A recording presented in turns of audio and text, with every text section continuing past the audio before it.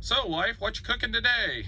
I am cooking some, can't remember the name of it. The Keto pumpkin coffee cake.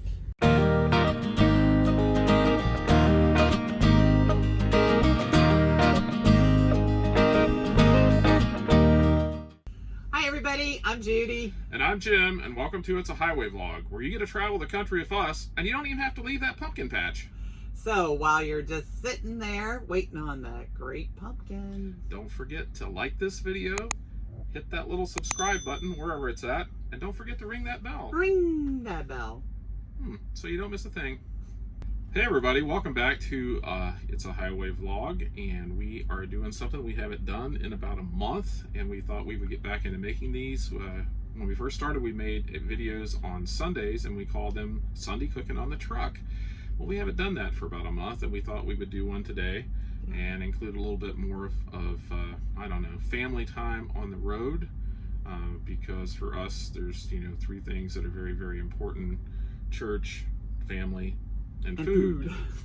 And that's what we had talked about when we first started these episodes, was that, historically at home, traditionally at home, Sundays were always about church, food, and family. And so we just thought we'd just throw that out here while we're out in the truck, and other people enjoying it while they're there. So, or while they're sitting at home watching, you can enjoy that too with your family. Right. And we've got in the habit of we used to go to church quite a bit, and we still like to do that, but it's sort of a, I don't know, it's a time where we started watching a lot of church online. There's a church two churches that we follow quite often, and we'll usually get up and watch at least one of their services on Sunday morning. And that's what we did this morning. Yep, because a lot of times the churches that are around the area, they might be too far away for one, or there just might not be any parking available for us. In the bigger cities, you can do Uber or things like that, but we've found that the online churches are wonderful, and then when we're home, we can go to church then too. Right. So anyway, so today I thought we'd start with just a Bible verse to discuss. Jim and I will do this every once in a while, as we're driving down the road, hey, what's the devotion or verse for today? And one that popped up is from Psalm 94, 18 through 19. And it says, "When I said, my foot is slipping, your unfailing love, Lord, supported me. When anxiety was great within me, your consolation brought me joy." So I just thought, in our journey with food and our weight loss and, trying to get out and exercise more, that brought the whole, that verse. And when those of us who overeat,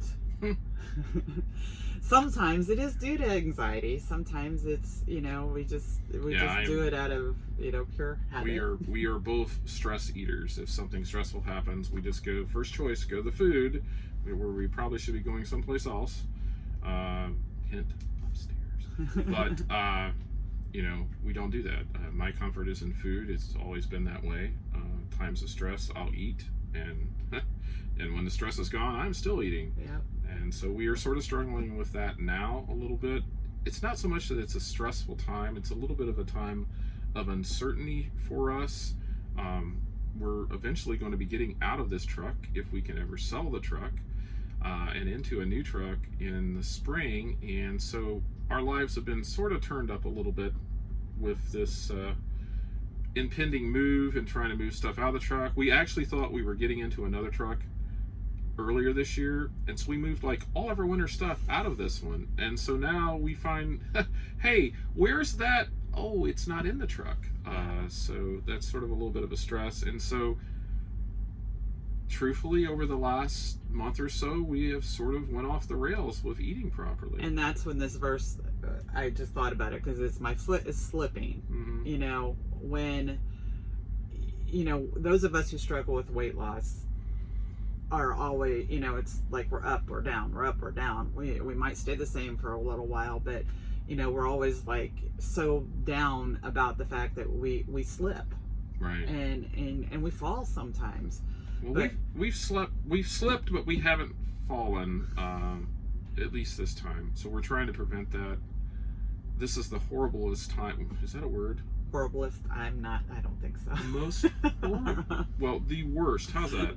This is the worst time for us because we love to eat and we love when we're going home. And I like to cook and I like to bake. And we know that we're going home and we know that we're going to continue to slip until after New Year's. And so we just sort of accepted that fact. We're not happy about it.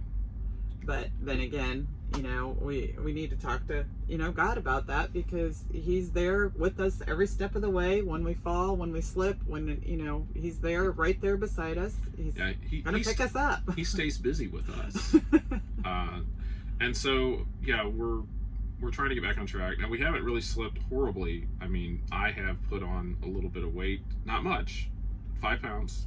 From my lowest, I'm up 5 pounds. You're about close to about that, the same, about 5 pounds. So it's since Thanksgiving. But we were steadily losing weight, and now we've plateaued and started to go back up a little bit. We realize this, we're aware of it, we're trying to take steps to correct it, which aren't working.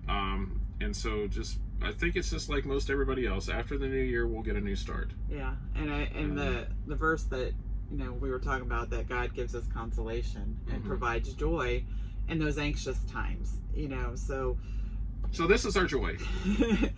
So just, you know, we just have to look to him and find joy. And baking and doing the vlog is something that gives us great joy.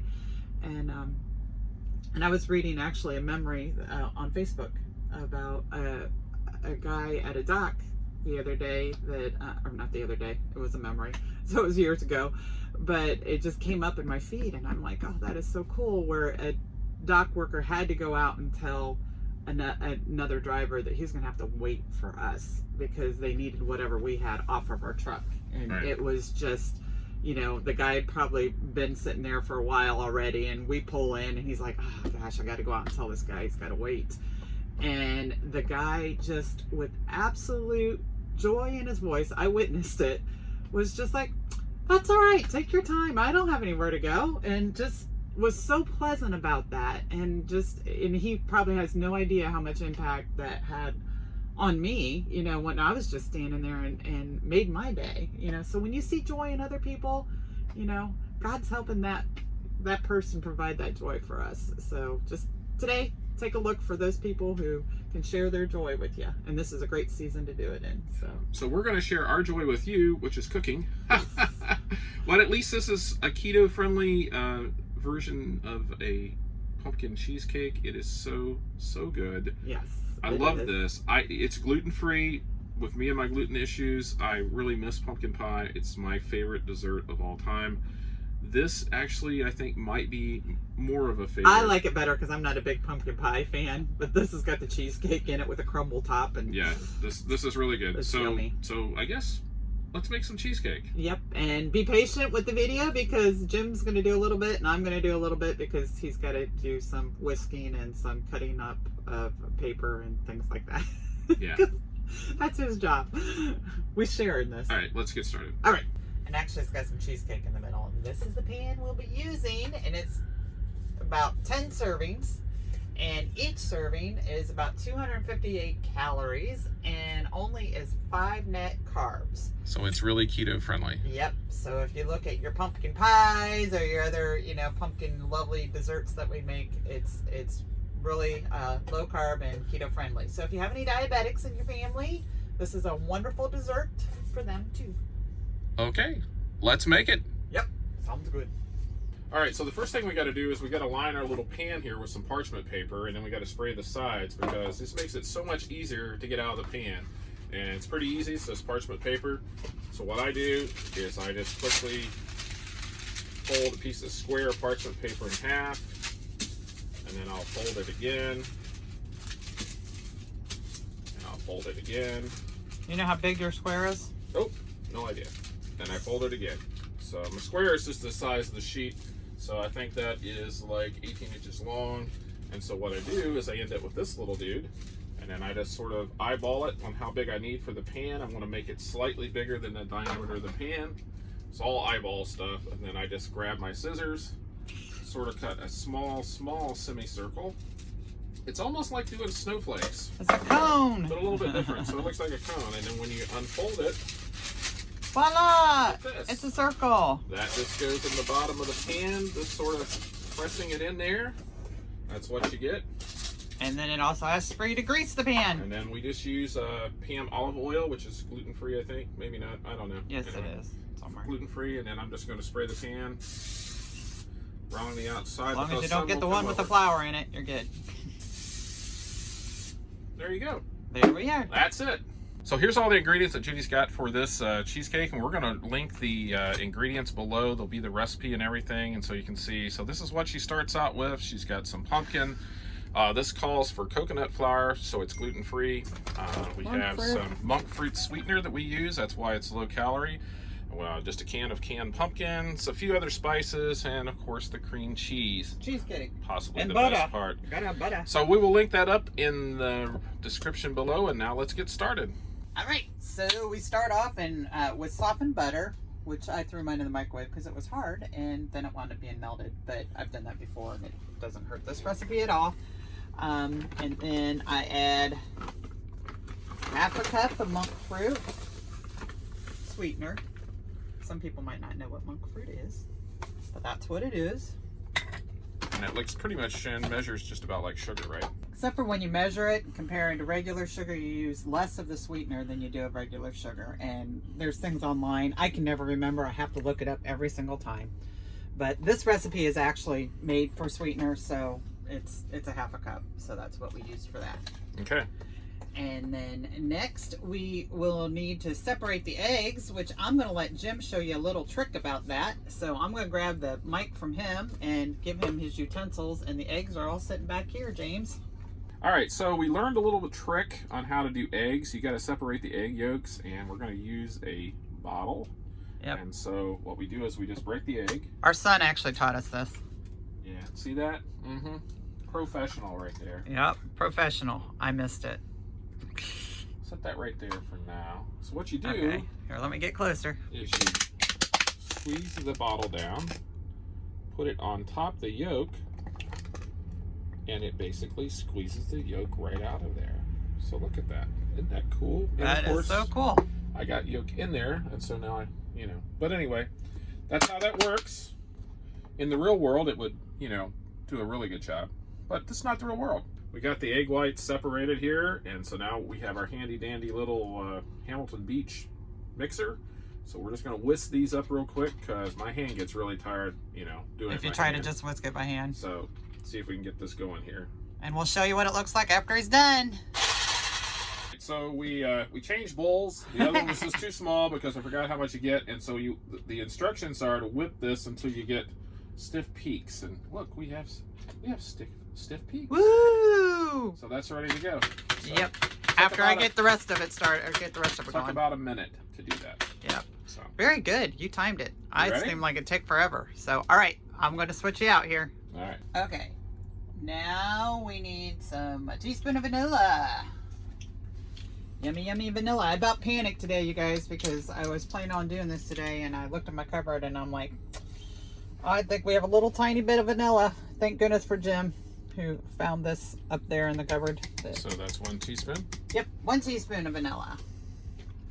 And then it has after that, we add the pumpkin, which I already measured out, just to go quicker at getting things done. And that's just canned pumpkin, right? Yep, just canned pumpkin. I think that calls for pumpkin puree, but if you want to puree your own, that's fine. But I use the old open the can and put it in here because I don't have a pumpkin. So No pumpkin? We don't have any on the truck? no, we don't have any pumpkins on the truck. Just canned pumpkin. No leftovers. There we go. And we just stir that in there.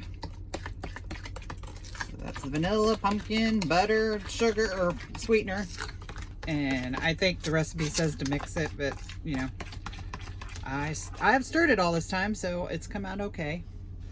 And then after that, we have to add coconut flour, the pumpkin spices, all the dry stuff, salt, baking powder, and beat until combined. Got half a cup of coconut flour.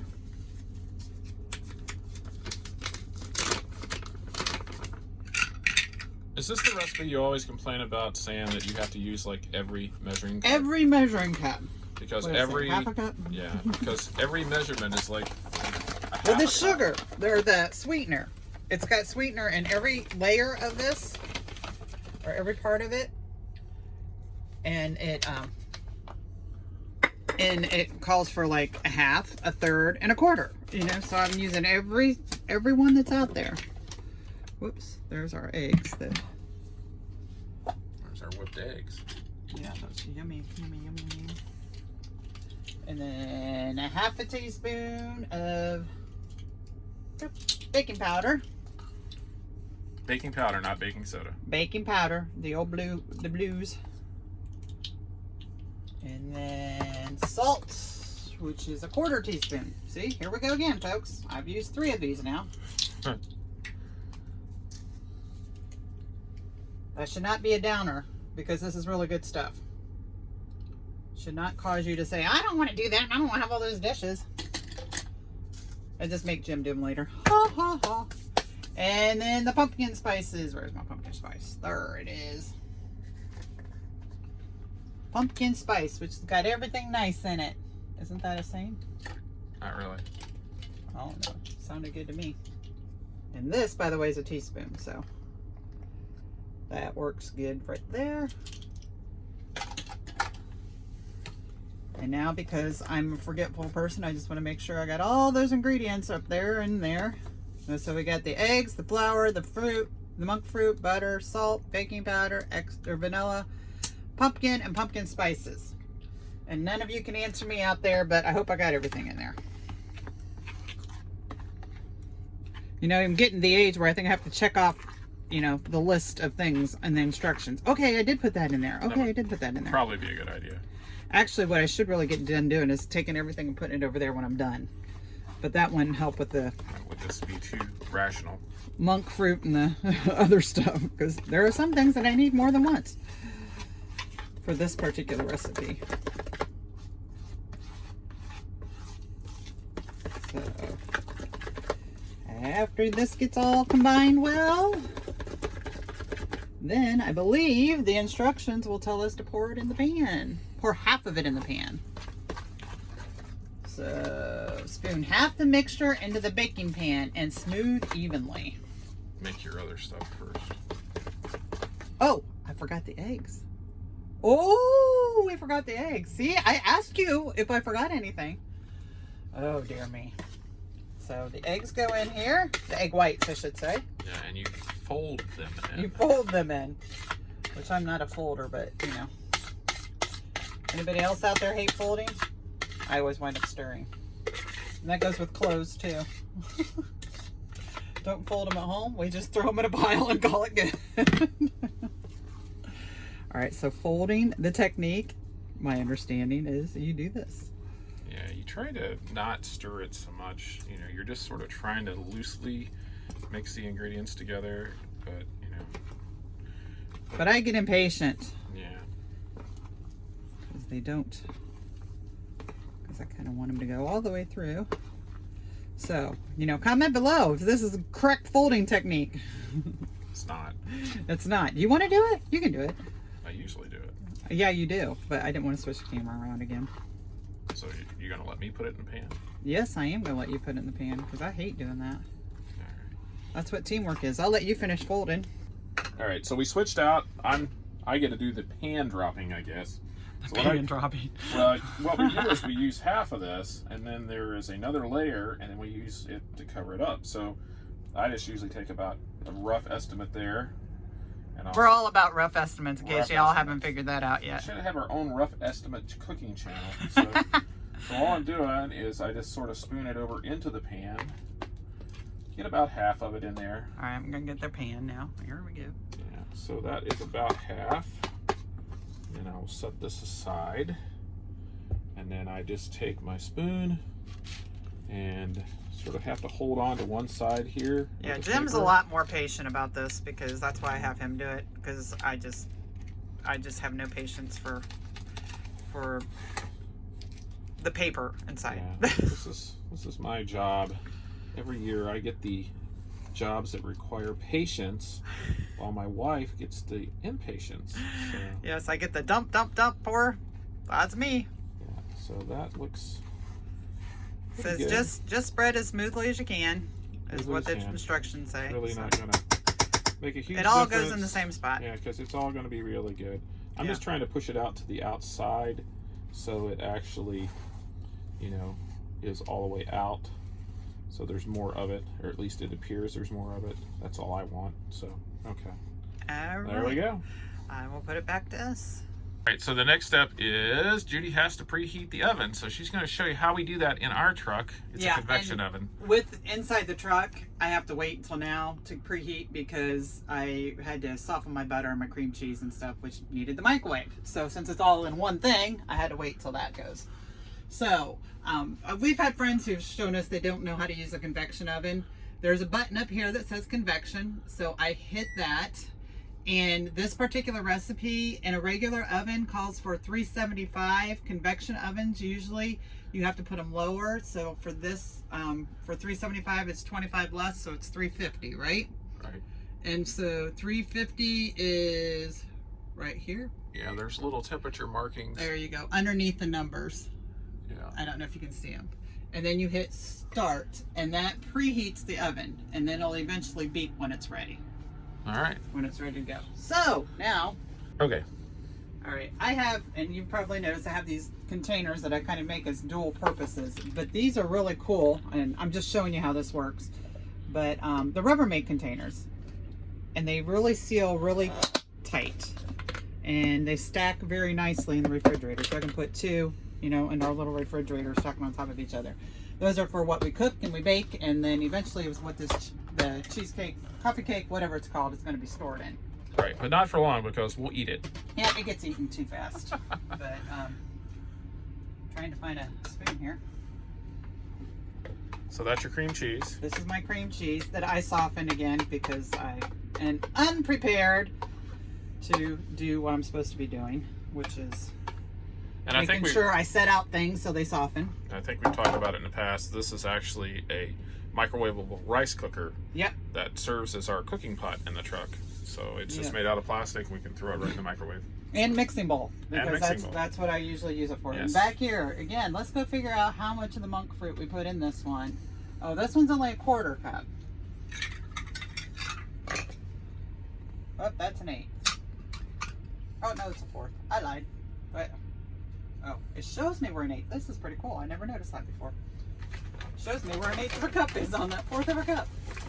The little things that amuse me. One of those. One of those little things. And then it says to mix this up. There's what the monk fruit looks like. It pretty much just looks like sugar. Yeah.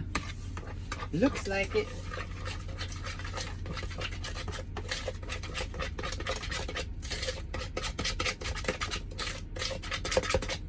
So we get that up together.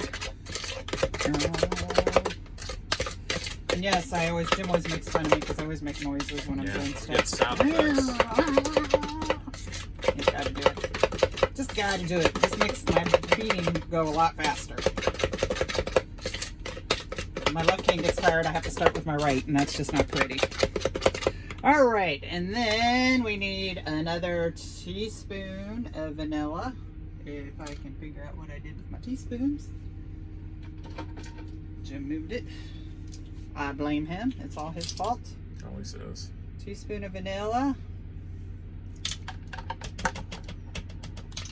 And as most of you keto people know, we put eggs and everything, but it also goes in cream cheese. So, or cheesecake. Duh, it goes in cream cheese. And there's that. And then we just mix this all together. And then we're going to put it over top of the pumpkin.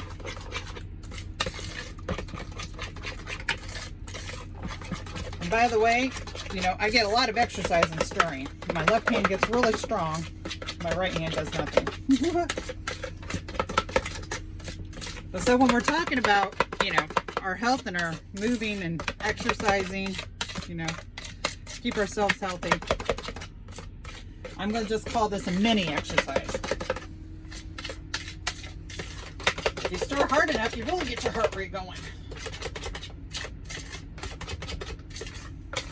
Alrighty, I believe this is ready to go on.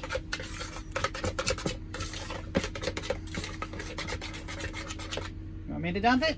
Or are Yep. you doing it? You can do it. This one's a little runnier, so it doesn't have, I don't have to have quite as much patience with it. Right. And I can't wait to get home and get my rubber spatula. Yes, we ordered a rubber spatula. And it won't be near as much noise for all of you eventually, because we'll be... I know you could order them or just go buy one at Walmart, but we got some stuff coming from Pampered Chef, so. Yeah. There was an online party my daughter had, so All right. I got it from them. All right. So do I get to do it You again? get to do the pumpkin? Yes, of course you do. All right, so just swap me out All there. right, swap out. Here we go. Camera swap. Do. So the secret let me to get this is you just have to sort of lay it out in little smaller pieces out towards the outside. This is Jim's secret. Yeah, that's my secret. It's not on the recipe. So if I do it on the outside, and our truck is sort of setting downhill, Yeah, so it is. everything is sort of Oh, sounds like the oven's ready to moving go. one side. Might have to do it again. But if I move all this sort of in here, then what will happen is it'll be much easier to smooth over, and I won't have to fight it so much. So Yep. I hate to fight with again, pumpkins. it would be you really know? nice to have a rubber spatula.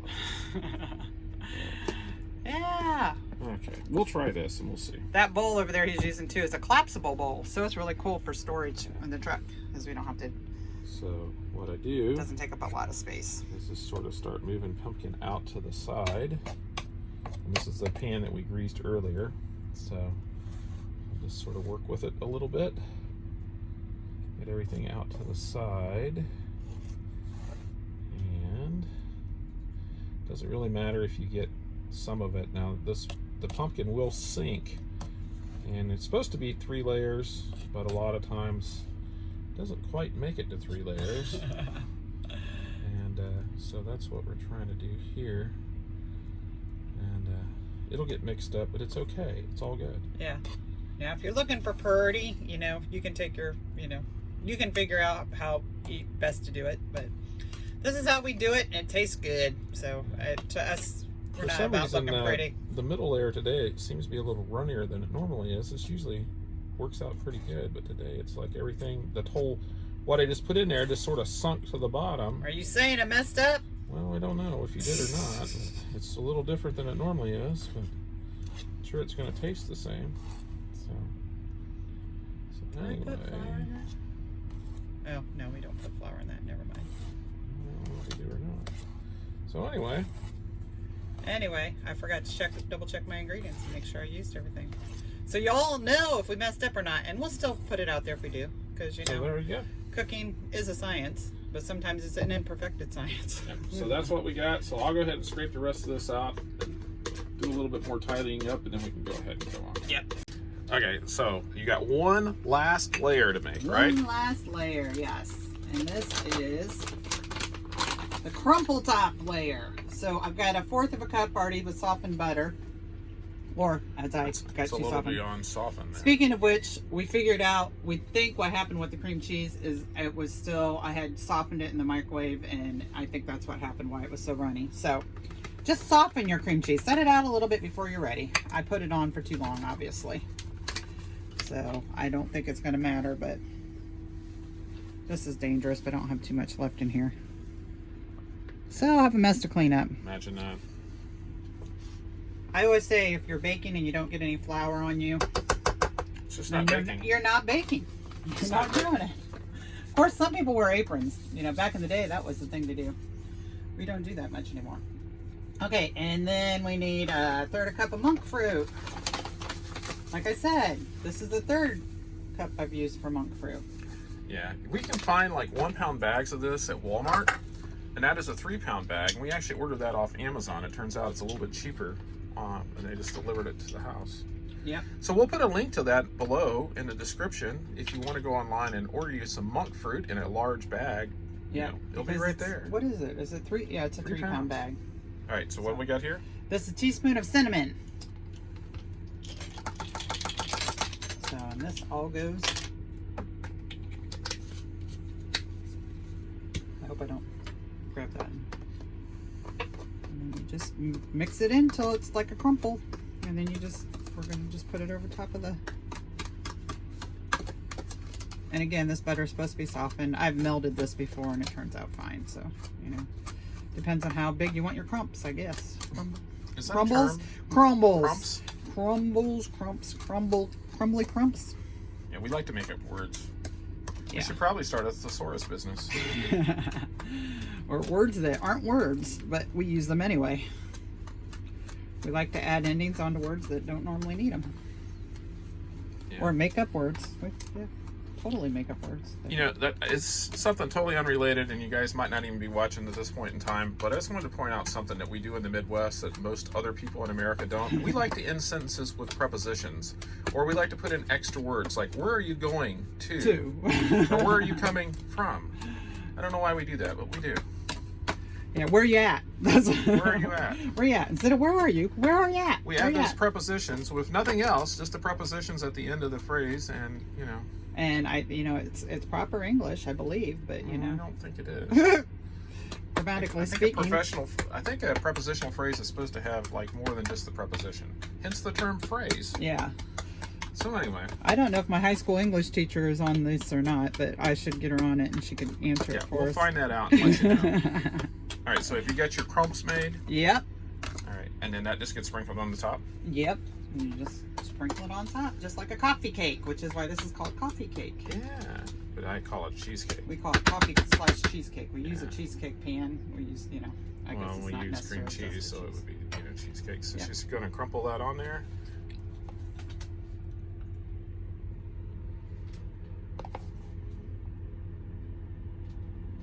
And now I'm not as particular about things, it goes where it goes.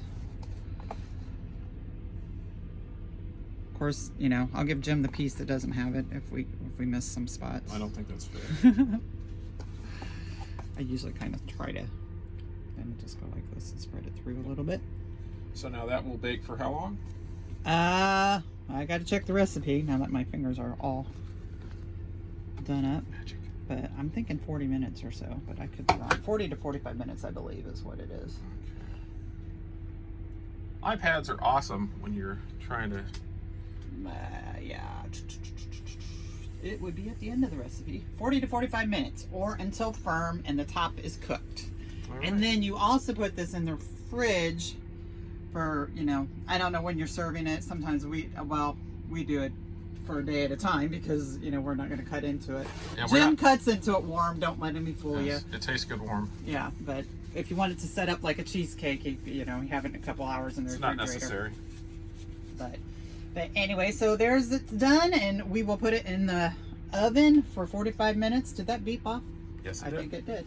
So with the convection oven, you hit it again, you open it up, and we have a rack for this, which I was thinking I'm going to try to use that today. Really? Yeah, I know. I just changed my mind. We'll see how it works. We're doing this because we just got this convection oven. I'm going to be really curious to see you get that in there. Oh, she did. Wow, Yeah, I did because it already did it. And then I am going to put it on for 40 minutes. Whoops. 44 minutes, fine. 44 minutes. We'll check it. And then you hit start. And then it just goes. So we'll be back in about 45 minutes. And show you. You won't know it's 45 minutes, but we do. So, boom. There we are. Just like that. It's done. Well, as you can see, Judy's changed her shirt. And Actually, I just put a shirt on because I went outside put her shirt while on. we were waiting on this. And this has actually been done for probably a couple of hours. We were on the phones with some friends, and so we were talking to them. And now we have our little done coffee cake cheesecake. Yep, it's actually been sitting in the refrigerator, and I just thought, I've never... It was a long time before I used one of these springform pans, I guess, because, I didn't make cheesecake or anything. But I just think it's the coolest, thing where you just flip that. You're going to do the unflipping? Yeah, we're going to do the unflipping. I'm not sure what it's going to look like, but I guess we'll see. Maybe. And there you go. There it is. And then you just kind of peel the paper back down, and so then you can cut it. There we are. So that's kind of what it looks like.